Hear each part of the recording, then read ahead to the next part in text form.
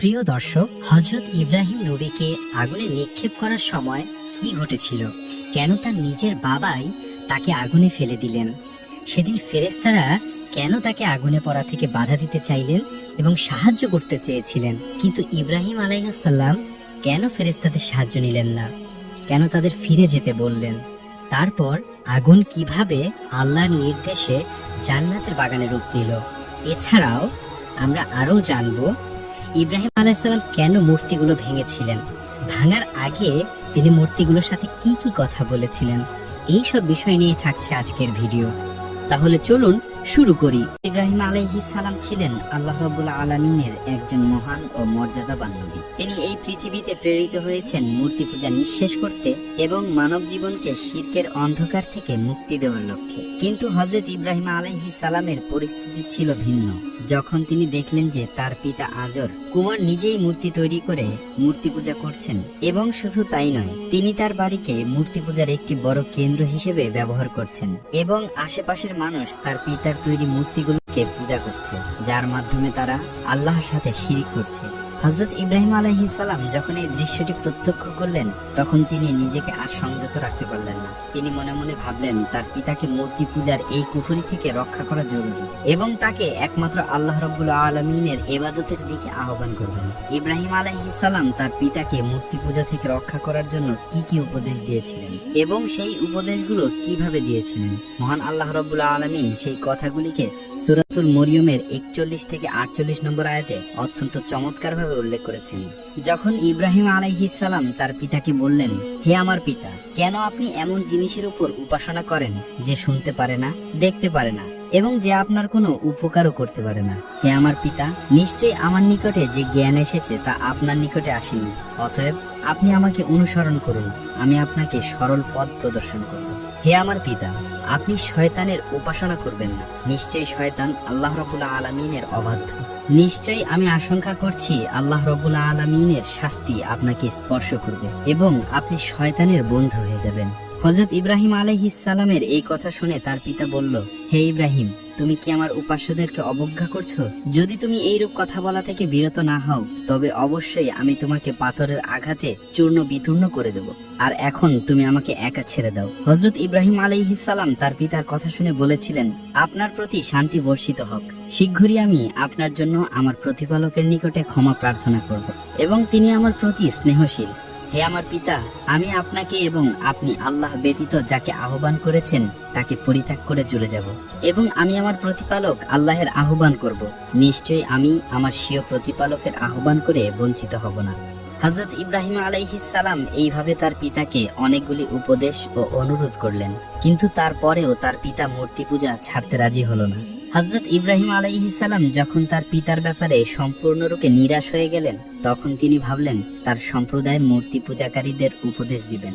এরপর একদা তিনি তার সম্প্রদায়কে আল্লাহ রাব্বুল আলামিনের একত্ববাদের দিকে আহ্বান করার জন্য একটি জায়গায় একত্র করলেন।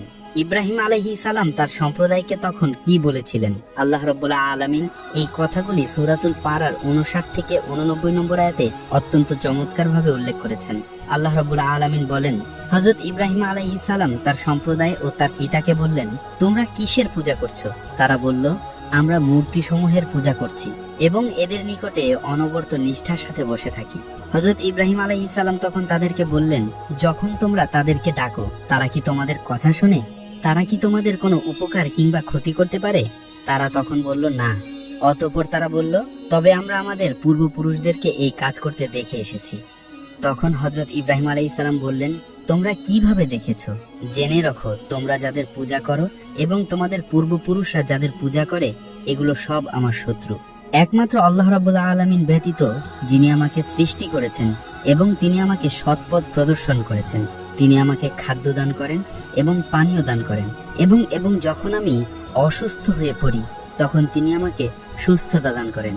আর তিনি সেই সত্তা যিনি আমাকে মৃত্যু দান করবেন, অতঃপর আবার জীবিত করবেন, এবং তার নিকটে আমি এই আশা রাখি যে আমার ত্রুটি বিচ্যুতিগুলো তিনি কিয়ামতের দিন ক্ষমা করে দিবেন।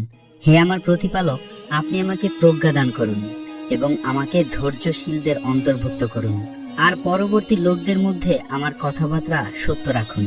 হে আমার প্রতিপালক, আমাকে জান্নাতুল নাঈমের অংশে অন্তর্ভুক্ত করুন, আর আমার পিতাকে ক্ষমা করুন, তিনি পথভ্রষ্টদের মধ্যে রয়েছেন। আর যেই দিন সকলে পুনরায় জীবিত হয়ে উঠবে, সেই দিন আমাকে লজ্জিত করবেন না, যেদিন ধন সম্পদ এবং সন্তান সন্ততি কোনো উপকারে আসবে না, কিন্তু যে ব্যক্তি আল্লাহর দরবারে সুস্থ অন্তর নিয়ে আসবে, সেই ব্যক্তি সফল কাম হবে। হযরত ইব্রাহিম আলাইহিস সালাম তার সম্প্রদায়কে এত কথা বোঝানোর পরেও তারা তাকে উত্তর দিল, তুমি আমাদেরকে যতই উপদেশ দাও না কেন, আমরা কোনোদিন আমাদের পূর্বপুরুষদের করা মূর্তি পূজা ছেড়ে দিব না। এটা আমাদের রক্ত মাংসের সাথে মিশে গেছে। অতএব তুমি তোমার বৃথা চেষ্টা পরিবর্তন করো এবং আমাদেরকে আমাদের অবস্থার উপর ছেড়ে দাও। হযরত ইব্রাহিম আলাইহিস সালাম তার সম্প্রদায়ের এই কথা শুনে অনেক নিরাশ হয়ে পড়লেন। তখন তিনি যা বলেছিলেন আল্লাহ রাব্বুল আলামিন সূরাতুল আম্বিয়ার ৭৯ নম্বর আয়াতে উল্লেখ করে বলেছেন। হযরত ইব্রাহিম আলাইহিস সালাম তার সম্প্রদায়ের কথা শুনে বললেন, আমি আমার চেহারা সেই প্রতিপালকের দিকে ফিরিয়ে নিলাম যিনি আসমান ও জমিন সৃষ্টি করেছেন, এবং আমি মুশরিকদের অন্তর্ভুক্ত নই। এরপর হযরত ইব্রাহিম আলাইহিস সালাম একা একা ভাবতে লাগলেন কিভাবে অবাধ্য সম্প্রদায়কে শিক্ষা দেয়া যায় এবং কিভাবে তাদেরকে বোঝানো যায় আসলে মূর্তিগুলোর কোনো ক্ষমতা নেই। অতঃপর তার মূর্খ সম্প্রদায়কে শিক্ষা দেওয়ার জন্য ইব্রাহিম আলাইহিস সালাম একটি পরিকল্পনা করলেন। আল্লাহ রাব্বুল আলামিন তার এই পরিকল্পনাকে সূরাতুল আম্বিয়ার ৫৭ নম্বর আয়াতে উল্লেখ করে বলেছেন। ইব্রাহিম আলাইহিস সালাম বললেন, এবং আল্লাহর শপথ, তোমরা পৃষ্ঠ প্রদর্শন করে চলে গেলে আমি তোমাদের মূর্তিদের অনিষ্ট করব। ইব্রাহিম আলাইহিস সালামের মূর্তি পূজক সম্প্রদায় তাদের সকল মূর্তিগুলোকে একটি মন্দিরের মধ্যে অত্যন্ত চমৎকারভাবে সাজিয়ে রেখেছিল। হযরত ইব্রাহিম আলাইহিস সালাম পরিকল্পনা করলেন, কোনোদিন যদি আমি সুযোগ পাই তাহলে মূর্তিগুলোকে ভেঙে চূর্ণ বিচূর্ণ করে দেব। কিন্তু অনেক দিন ধরে তিনি সেই সুযোগ পাচ্ছেন না। অতঃপর আল্লাহ রাব্বুল আলামিন তাকে সেই সুযোগ দান করলেন। ঘটনাটি ছিল এইরূপ, সেই যুগে হযরত ইব্রাহিম আলাইহিস সালামের সম্প্রদায় একটি মেলায় যেত। সেই মেলাটি বছরে একবার বসতো। হযরত ইব্রাহিম আলাইহিস সালামের সম্প্রদায়ের লোকেরা তার কাছে এসে বলল, হে ইব্রাহিম, চলো, তুমিও আমাদের সাথে মেলায় যাবে। তাদের প্রশ্নের জবাবে হযরত ইব্রাহিম আলাইহিস সালাম কি উত্তর দিয়েছিলেন আল্লাহ রাব্বুল আলামিন সূরাতুস সাফফাতের ৮৮ এবং ৮৯ নম্বর আয়াতে চমৎকারভাবে তা উল্লেখ করেছেন। আল্লাহ রাব্বুল আলামিন বলেন, অতঃপর ইব্রাহিম আলাইহিস সালাম তারকাপুঞ্জের দিকে দৃষ্টি নিক্ষেপ করলেন এবং তিনি বললেন, আমি অসুস্থ। যখন তিনি তার সম্প্রদায়ের কাছে অসুস্থতার কথা বললেন, তখন তার সম্প্রদায় তার কাছ থেকে চলে গেল। প্রিয় দর্শক, অনেকের মনে হতে পারে হযরত ইব্রাহিম আলাইহিস সালাম তাদের কাছে মিথ্যা কথা বলেছিলেন, কিন্তু গভীর দৃষ্টিতে তাকালে ইব্রাহিম আলাইহিস সালামের এই কথাটি মিথ্যা ছিল না। কেননা বাস্তবে তার সম্প্রদায়ের এই করুণ অবস্থা দেখে তিনি মানসিকভাবে অত্যন্ত অসুস্থ ছিলেন। আর সেই মানসিক অসুস্থতার কথাই হযরত ইব্রাহিম আলাইহিস সালাম তার সম্প্রদায়ের কাছে ব্যক্ত করেছিলেন। অতঃপর যখন তার সম্প্রদায়ের লোকেরা সকলে মেলায় চলে গেল, তখন হযরত ইব্রাহিম আলাইহিস সালাম তার হাতে একটি কুঠার নিয়ে সেই মন্দিরে প্রবেশ করলেন। প্রবেশ করে তিনি দেখতে পেলেন অসংখ্য মূর্তি সাজানো রয়েছে, আর সেই মূর্তিগুলোর সামনে রাখা আছে হরেক রকমের খাবার। হযরত ইব্রাহিম আলাইহিস সালাম মূর্তিগুলোকে কি বলেছিলেন, আল্লাহ রাব্বুল আলামিন সেই কথাগুলোকে সূরা সাফফাতে ৯১ থেকে ৯৩ নম্বর আয়াতে অত্যন্ত চমৎকারভাবে উল্লেখ করেছেন। আল্লাহ রাব্বুল আলামিন বলেন, অতঃপর হযরত ইব্রাহিম আলাইহিস সালাম মূর্তিগুলোকে বলল, তোমরা খাচ্ছ না কেন? তোমাদের কি হলো? তোমরা কথা বলছো না কেন? অর্থাৎ আল্লাহ রাব্বুল আলামিন বোঝাতে চেয়েছেন, যখন হযরত ইব্রাহিম আলাইহিস সালাম দেখলেন মূর্তিগুলোর সামনে অনেকগুলো খাবার রাখা আছে, তিনি মূর্তিগুলোকে ব্যঙ্গ করে বললেন, ওহে মূর্তিরা, আমি তো শুনেছি তোমরা নাকি জীবিত মূর্তি, তাহলে তোমাদের সামনে এতগুলো সুন্দর সুন্দর খাবার রাখা আছে, তোমরা এই সুন্দর খাবারগুলো খাচ্ছ না কেন? তোমাদের সামনে রাখা খাবারগুলি খাও, এগুলি তো নষ্ট হয়ে যাচ্ছে। কি হলো, তোমরা নড়াচড়া করছো না কেন? আমি যে এতগুলো কথা তোমাদেরকে বলছি, তোমরা কথাগুলোর উত্তর দিচ্ছ না কেন? হযরত ইব্রাহিম আলাইহিস সালাম ভালো করে জানতেন এই মূর্তিগুলোর কোনো প্রাণ নেই এবং তাদের কথা বলার কোনো ক্ষমতা নেই, কিন্তু তিনি তাদের অসারতা প্রমাণ করার জন্য তাদের সামনে কথাগুলি বলেছিলেন। হযরত ইব্রাহিম আলাইহিস সালাম যখন দেখলেন মূর্তিগুলো খাবার খাচ্ছে না এবং তার কথার কোনো উত্তর দিচ্ছে না, তখন তিনি বললেন, ও আচ্ছা, তাহলে তোমরা আমার কথার কোনো উত্তর দিবে না? তবে আবার জেনে রাখো, আমি তোমাদের সকলকে চূর্ণ বিচূর্ণ করে দেব। আর আমি শুনেছি তোমরা নাকি মানুষকে বিপদ আপদ থেকে রক্ষা করো, কিন্তু হে মূর্তিগুলি, তোমরা জেনে রাখো কিছুক্ষণের মধ্যেই তোমাদের উপর নেমে আসবে এক মহা বিপদ। তোমাদের যদি ক্ষমতা থাকে তাহলে আমার হাত থেকে নিজেদেরকে রক্ষা করে দেখাও। অতঃপর হযরত ইব্রাহিম আলাইহিস সালাম সকল মূর্তিগুলোকে ভেঙে চূর্ণ বিচূর্ণ করে দিলেন। এরপর তিনি তার হাতের কুঠারটিকে বড় মূর্তিটির ঘাটে লটকিয়ে রাখলেন। অতঃপর তিনি সেই মূর্তি ঘর থেকে বিদায় গ্রহণ করলেন। আল্লাহ রাব্বুল আলামিন হযরত ইব্রাহিম আলাইহিস সালামের এই ঘটনাটি সূরাতুল আম্বিয়ার 58 নম্বর আয়াতে উল্লেখ করে বলেছেন, অতঃপর তিনি মূর্তিগুলোকে চূর্ণ বিচূর্ণ করে দিলেন, তবে বড় মূর্তিটিকে ছাড়া, যাতে তার সম্প্রদায়ের লোকেরা তার কাছে প্রত্যাবর্তন করতে পারে। ইব্রাহিম আলাইহিস সালামের সম্প্রদায়ের লোকেরা যখন মেলা থেকে ফিরে এসে তাদের মূর্তি ঘরে প্রবেশ করলো, তখন তারা তাদের মূর্তিগুলোর অবস্থা দেখে হতবাক হয়ে গেল। রাগে তারা কি করবে ভেবে পাচ্ছিল না। হযরত ইব্রাহিম আলাইহিস সালামের সম্প্রদায়ের তখনকার অবস্থা আল্লাহ রাব্বুল আলামিন সূরাতুল আম্বিয়ার 59 থেকে 60 নম্বর আয়াতে অত্যন্ত চমৎকার ভাবে উল্লেখ করেছেন।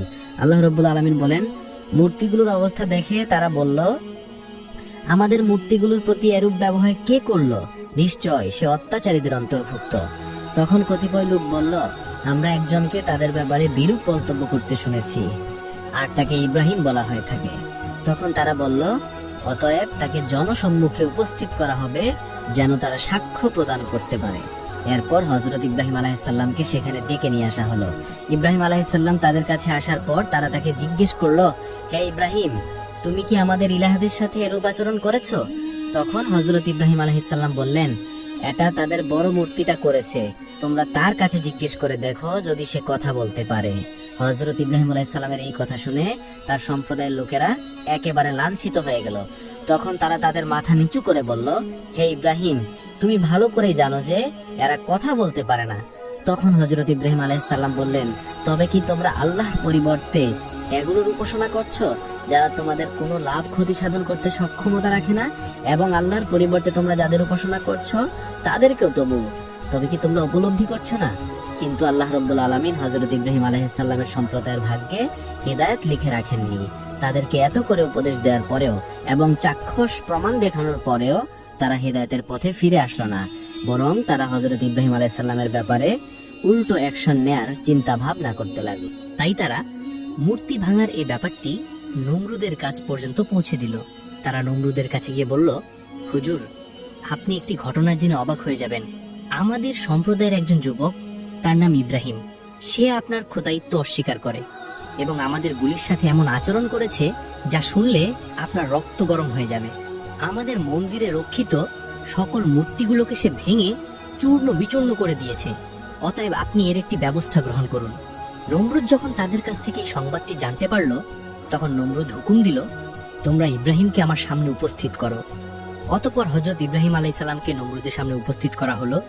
যখন হযরত ইব্রাহিম আলাইহিস সালাম নমরুদের সামনে এসে দাঁড়ালো, তখন নমরুদ তাকে প্রশ্ন করলো, হে যুবক, আমি শুনেছি তুমি নাকি আমাকে খোদা বলে স্বীকার করো না, এবং আমি আরো শুনেছি তুমি নাকি আমাদের মূর্তিদের সাথে অত্যন্ত অশোভনীয় আচরণ করেছো। আমি কি জানতে পারি তোমার এই ব্যবহার আর কারণ কি, এবং তুমি কেন আমাকে খোদা বলে স্বীকার করো না? তখন হযরত ইব্রাহিম আলাইহিস সালাম উত্তর দিলেন, আমি তোমার মতো একজন সৃষ্টিকে খোদা বলে কোনোদিন স্বীকার করতে পারি না, আর তুমি যে পাথরের মূর্তিগুলোর কথা বলছো, আমি তাদেরকেও মাবুদ রূপে স্বীকার করতে পারি না, কেননা তাদের কোনো ক্ষমতা নেই। এই ব্যাপারটি প্রমাণ করার জন্য আমি তোমাদের মূর্তিগুলোকে ভেঙেছিলাম। আমার খোদা একমাত্র এই বিশ্ব চরাচরের সৃষ্টিকর্তা, যিনি তামাম মাখলুকের সৃষ্টিকর্তা, যিনি আসমান, জমিন, গ্রহ, তারা, চন্দ্র, নক্ষত্র সবকিছু সৃষ্টি করেছেন, এবং তিনি সৃষ্টি করেছেন তোমাকে আর আমাকে, যিনি কোনো পিতামাতার থেকে জন্মগ্রহণ করেননি এবং তিনি কাউকে জন্মদান করেননি। আর তুমি তো পিতামাতার থেকে জন্মগ্রহণ করেছো এবং তুমিও সন্তান জন্মদান করেছো। তুমি খাবার গ্রহণ করো, তুমি পানাহার করো, তোমার নিদ্রা ও বিশ্রামের দরকার হয়। কিন্তু যিনি আমার প্রতিপালক, তিনি কোনোদিন খাবার গ্রহণ করে না, তিনি পানাহার করে না, এবং তার নিদ্রা ও বিশ্রামের দরকার হয় না। হযরত ইব্রাহিম আলাইহিস সালামের এই নির্ভীক চিত্তে কথাগুলো শুনে নমরুদের দরবারের সকলেই বিস্ময়ে হতবাক হয়ে গেল। অতঃপর নমরুদ বলল, আমি ছাড়া যদি তোমাদের অন্য কোনো ইলাহ থাকে, তাহলে তুমি তার এমন কিছু গুণাবলী বর্ণনা করো যেগুলি আমার মাঝে নেই। নমরুদের এই কথা শুনে হযরত ইব্রাহিম আলাইহিস সালাম কি উত্তর দিয়েছিলেন, এই কথাগুলো আল্লাহ রাব্বুল আলামিন সূরাতুল বাকারার 258 নম্বর আয়াতে অত্যন্ত চমৎকার ভাবে বর্ণনা করেছেন। হযরত ইব্রাহিম আলাইহিস সালাম তখন বলেছিলেন, তিনি আমার প্রতিপালক, যিনি জীবন এবং মৃত্যু দান করেন। ইব্রাহিম আলাইহিস সালামের এই কথা শুনে নমরুদ বলল, আমিও তো জীবন দান করতে পারি এবং মৃত্যু দান করতে পারি। এই বলে নমরুদ তার একজন নিরপরাধ প্রজাকে ধরে আনতে বলল। অতঃপর সে জল্লাদকে হুকুম দিল, তুমি এই লোকটির গর্দান উড়িয়ে দাও। নমরুদের হুকুমে জল্লাদ সাথে সাথে লোকটির গর্দান উড়িয়ে সেখানে তার প্রাণ সংহার করে ফেলল। এরপর নমরুদ তার কারাগার থেকে একজন ফাঁসির আসামিকে ডেকে নিয়ে আসলো। এরপর তাকে বলল, যাও, তোমাকে আমি মুক্ত করে দিলাম, তুমি আজ থেকে মুক্ত ও স্বাধীন। এই কাজ করার পর নমরুদ হযরত ইব্রাহিম আলাইহিস সালামকে বলল, দেখলে তো ইব্রাহিম, আমি চাইলে কাউকে জীবন দান করতে পারি, আর চাইলে কাউকে মৃত্যু দান করতে পারি। অতঃপর নমরুদ বলল, তোমার সেই প্রভুর থেকে আমি কোন দিক থেকে পিছিয়ে, বলো হে ইব্রাহিম। নমরুদের এই কর্মকাণ্ড দেখে হযরত ইব্রাহিম আলাইহিস সালাম বুঝতে পারলেন, এই ব্যক্তির চেয়ে নির্বোধ ও মূর্খ এই পৃথিবীর জমিনে আর কেউ নেই। প্রকৃতপক্ষে সে বুঝতে পারেনি জীবন এবং মৃত্যুর হাকিকত কি। তাই হযরত ইব্রাহিম আলাইহিস সালাম তার সাথে এটা নিয়ে তর্ক না করে অন্য একটি যুক্তি তার সামনে উপস্থাপন করলেন। আল্লাহর নবী হযরত ইব্রাহিম আলাইহিস সালাম বললেন, আমার মহান প্রতিপালক প্রতিদিন সূর্যকে পূর্ব দিক থেকে উদিত করে। হে নমরুদ, তুমি যদি পারো এবং যদি তোমার শক্তি থাকে, তাহলে তুমি সেই সূর্যকে পশ্চিম দিক থেকে উদিত করে দেখাও। হযরত ইব্রাহিম আলাইহিস সালামের এই কথা শুনে নমরুদের কি অবস্থা হয়েছিল আল্লাহ রাব্বুল আলামিন তা বর্ণনা করেছেন এইভাবে। অতঃপর নির্বাক হয়ে গেল সেই কাফের, এবং ইব্রাহিম আলাইহিস সালামের এই কথার কোনো উত্তর ছিল না তার কাছে। নমরুদ যখন বুঝতে পারল এই যুবকের সাথে বেশি তর্ক বিতর্ক করলে তার খোদাইত্বের দাবি হুমকির মুখে পড়ে যাবে, তখন সে বলল, এই যুবককে অন্ধকূপে বন্দী করে রাখো, আমরা তার ব্যাপারে পরবর্তী পদক্ষেপ নিয়ে আলোচনা করব। নমরুদের হুকুমে হযরত ইব্রাহিম আলাইহিস সালামকে অন্ধকার কুঠুরিতে বন্দী করে রাখা হলো। এরপর নমরুদ তার সভার সদস্যদের সাথে পরামর্শ করতে লাগলো ইব্রাহিম আলাইহিস সালামের ব্যাপারে কি করা যায়, কিভাবে তাকে একটি দৃষ্টান্তমূলক শাস্তি দেয়া যায়। নমরুদের সভা সদস্যদের মধ্যে একজন বলল, বাচ্চা নমরুদ, আমরা তাকে কতল করে ফেলি। কিন্তু এই প্রস্তাব এই নমরুদের কাছে পছন্দ হলো না। অপর একজন বলল, বাচ্চা নমরুদ, আমরা তাকে জনসম্মুখে অগ্নিকুণ্ডে প্রজনিত করে হত্যা করি, এর মাধ্যমে সকলে একটি দৃষ্টান্তমূলক শিক্ষা গ্রহণ করবে, আর ভবিষ্যতে এই রকম গুরুতর অপরাধ করার সাহস কেউ করবে না। এই প্রস্তাবটি নমরুদের কাছে অত্যন্ত পছন্দনীয় হলো। অতঃপর সে তার পূর্ণ রাজ্যে ঘোষণা করে দিল, তোমরা অগ্নিকুণ্ড প্রজ্বলিত করার জন্য কাঠ সংগ্রহ করো। নমরুদের হুকুমে তার রাজ্যের প্রজারা বিশাল একটি খোলা ময়দানে অগ্নিকুণ্ড প্রজ্বলিত করার জন্য কাঠ সংগ্রহ করতে থাকলো। অনেক দিন যাবৎ কাঠ সংগ্রহের কাজ চলতে থাকলো।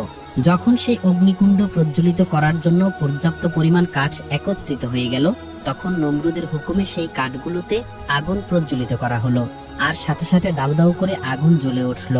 বর্ণিত আছে, সেই আগুনের উত্তাপ এবং সেই আগুনের প্রজ্বলন এতই তীব্র ছিল যে তার 1 মাইল উপর দিয়ে কোনো পাখি উড়ে গেলে সে আগুনের তাপে বিস্মিত হয়ে আগুনে নিক্ষিপ্ত হতো। এরপরে নমরুদের সৈন্যরা হযরত ইব্রাহিম আলাইহিস সালামকে সেই অগ্নিকুণ্ডে নিক্ষেপ করতে চাইল, কিন্তু তারা একটি গুরুতর সমস্যার সম্মুখীন হলো, কেননা আগুনের উত্তাপ এত তীব্র ছিল যে আগুনের পাশে গিয়ে হযরত ইব্রাহিম আলাইহিস সালামকে আগুনে নিক্ষেপ করবে তার সুযোগও তারা পাচ্ছিল না। শয়তান যখন দেখলো তার অনুসারীগণ একটি মহা বিপদে পড়ে গেছে, তখন সে ভাবতে লাগলো, এদেরকে এখন সাহায্য করাই তো আমার শয়তানি দায়িত্ব। তাই শয়তান একজন ভালো মানুষের আকৃতিতে নমরুদের সৈন্যদের কাছে এসে বলল, সৈন্যরা, তোমরা যদি ইব্রাহিমকে অগ্নিকুণ্ডে নিক্ষেপ করতে চাও, তাহলে তার জন্য একটি নিক্ষেপণ যন্ত্র নির্মাণ করো, এবং সেই নিক্ষেপণ যন্ত্রের সাহায্যে তোমরা ইব্রাহিমকে অগ্নিকুণ্ডে নিক্ষেপ করতে পারবে। শয়তানের কথা মতো নমরুদের সৈন্যরা ইব্রাহিম আলাইহিস সালামকে অগ্নিকুণ্ডে নিক্ষেপ করার জন্য একটি যন্ত্র প্রস্তুত করবে। অতঃপর তাকে অগ্নিকুণ্ডে নিক্ষেপ করার জন্য যখন তারা সেই যন্ত্রের উপরে তাকে উঠালো, এবং যখন তারা ইব্রাহিম আলাইহিস সালামকে অগ্নিকুণ্ডে নিক্ষেপ করার মনস্থ করলো, ঠিক সেই সময় আল্লাহর ফেরেশতারা নিক্ষেপণ যন্ত্রটি চেপে ধরল। অতঃপর অনেক চেষ্টা করেও নমরুদের সৈন্যরা হযরত ইব্রাহিম আলাইহিস সালামকে আগুনে নিক্ষেপ করতে সক্ষম হচ্ছিল না। শয়তান যখন দেখলো তার অনুসারীগণ আরো একটি নতুন বিপদের সম্মুখীন হয়েছে, তখন সে আবার একজন ভালো মানুষের আকৃতিতে তার সামনে এসে বলল, তোমরা যদি কিয়ামত পর্যন্ত চেষ্টা করেও তারপরেও ইব্রাহিমকে অগ্নিকুণ্ডে নিক্ষেপ করতে পারবে না, কেননা আল্লাহর অসংখ্য ফেরেশতা এই নিক্ষেপ করার যন্ত্রটি চেপে ধরেছে। অতএব তোমরা একটা কাজ করো, 40 জন যুবকের সাথে 40 জন যুবতীর এই স্থানে প্রকাশ্যে জিনার ব্যবস্থা করে দাও, তাহলে তোমরা দেখবে তোমাদের উদ্দেশ্য সফল হয়েছে। শয়তানের পরামর্শ মোতাবেক সেই স্থানে 40 জন যুবকের সাথে 40 জন যুবতীর জিনার ব্যবস্থা করে দেয়া হলো। আল্লাহর ফেরেশতারা এই নির্লজ্জ দৃশ্য দেখার আগেই সেখান থেকে বিদায় গ্রহণ করলো। অতঃপর নমরুদের সৈন্যরা হযরত ইব্রাহিম আলাইহিস সালামকে নিক্ষেপণ যন্ত্রের মাধ্যমে তাকে সেই অগ্নিকুণ্ডে নিক্ষেপ করলো। অগ্নিকুণ্ডে নিক্ষেপ হওয়ার সাথে সাথে জিব্রাহিল আলাইহিস সালাম হযরত ইব্রাহিম আলাইহিস সালামের কাছে উপস্থিত হয়ে গেলেন। তিনি আল্লাহর নবী ইব্রাহিম আলাইহিসসালামের কাছে উপস্থিত হয়ে বললেন, হে আল্লাহর নবী, আপনি শুধু হুকুম করুন, আপনার হুকুম পেলে আমি আমার ডানার আঘাতে নিমিষের মধ্যে এই আগুনকে আমি নিভিয়ে ফেলব। জিব্রাইল আলাইহিসসালামের কথা শুনে আল্লাহর নবী হযরত ইব্রাহিম আলাইহিসসালাম বললেন, হে জিব্রাইল, আমি তোমার কাছে সাহায্য চাইব কেন? আমি যে বিপদে পতিত হয়েছি এটা কি আল্লাহ রাব্বুল আলামিন দেখছেন না? হে জিব্রাইল, যেহেতু আমার আল্লাহ সরাসরি দেখছেন যে তার নবী একটি বিপদে পতিত হয়েছে, তাহলে তিনি আমাকে সরাসরি সাহায্য করবেন। আমি সেই আল্লাহ ছাড়া পৃথিবীর অন্য কোনো মাখলুকের সাহায্য কামনা করি না। আল্লাহ যদি চান তাহলে তিনি আমাকে এই অগ্নিকুণ্ড থেকে রক্ষা করবেন, আর যদি তিনি চান যে ইব্রাহিম এই অগ্নিকুণ্ডের মধ্যে প্রজ্বলিত হয়ে মারা যাবে, তাহলে আমি আল্লাহর চাওয়ায় সন্তুষ্ট রয়েছি। ইব্রাহিম আলাইহিস সালামের এই কথা শুনে জিব্রাইল আলাইহিস সালাম তার কাছ থেকে বিদায় গ্রহণ করলেন। অতঃপর আল্লাহ রাব্বুল আলামিন আগুনকে কি নির্দেশ দিয়েছিলেন সেই ব্যাপারটি সূরা আল আম্বিয়ার 69 নম্বর আয়াতে অত্যন্ত চমৎকারভাবে উল্লেখ করা হয়েছে। আল্লাহ রাব্বুল আলামিন আগুনকে বললেন, হে আগুন, তুমি ইব্রাহিমের জন্য শীতল ও শান্তিদায়ক হয়ে যাও। খবরদার হে আগুন, তুমি যদি আমার খলিলের একটি পশমও প্রজ্বলিত করো, তাহলে কিয়ামতের দিন আমার শাস্তি থেকে তোমাকে কেউ রক্ষা করতে পারবে না। আল্লাহ রাব্বুল আলামিনের এই নির্দেশ পাওয়ার সঙ্গে সঙ্গেই আগুন হযরত ইব্রাহিম আলাইহিস সালামের জন্য শান্তিদায়ক এবং আরামদায়ক হয়ে গেল। অতঃপর দেখা গেল মুহূর্তের মধ্যেই সেই আগুন বেহেশতের একটি সুন্দর বাগিচায় পরিণত হয়ে গেল। আল্লাহর নবী হযরত ইব্রাহিম আলাইহিস সালাম সেই বাগিচার মাঝে বসে বেহেশতের সুখ স্বাচ্ছন্দ্য ভোগ করতে লাগলেন। হযরত ইব্রাহিম আলাইহিস সালাম তার পরবর্তী জীবনে বলেছিলেন, আমি আমার জীবনের সবচেয়ে সুখের যেই দিনগুলি কাটিয়েছিলাম সেই দিনগুলি ছিল নমরুদের সেই অগ্নিকুণ্ডের ভিতরে। আমি সেই অগ্নিকুণ্ডে বেহেশতের স্বাদ আস্বাদন করেছিলাম। নমরুদ যখন দেখলো হযরত ইব্রাহিম আলাইহিস সালামকে অগ্নি প্রজ্বলিত করলোই না, বরং তার জন্য একটি বেহেশতের বাগান পরিণত হয়ে গেল, তখন সে চিন্তা করতে লাগলো, হায়রে, এই ব্যাপারটি যদি সাধারণ মানুষ জানতে পারে তাহলে আমার কর্তৃত্ব হুমকির মুখে পড়ে যাবে। কাজী নমরুদ তার দায়িত্ব রক্ষার জন্য পরবর্তী পদক্ষেপ কি নেওয়া যায় সেই ব্যাপারে চিন্তা ভাবনা করতে লাগলো। দর্শক, এই ছিল ইব্রাহিম আলাইহিস সালামকে অগ্নিকুণ্ডে নিক্ষেপের ঘটনা। আল্লাহ রাব্বুল আলামিন আমাদেরকে জাতির পিতা ইব্রাহিম আলাইহিস সালামের মতো মজবুত ঈমানের অধিকারী হওয়ার তৌফিক দান করুন। প্রিয় দর্শক, আজকের এই ঘটনাটি শুধু গল্প নয়, বরং একটি জীবন্ত শিক্ষা। চলুন আমরা সবাই আমাদের জীবনে এই শিক্ষাকে কাজে লাগাই। আল্লাহ যেন আমাদের আমল করার তৌফিক দেন। ভিডিওটি উপকারী মনে হলে লাইক দিন, শেয়ার করুন এবং আমাদের চ্যানেলটি সাবস্ক্রাইব করতে ভুলবেন না।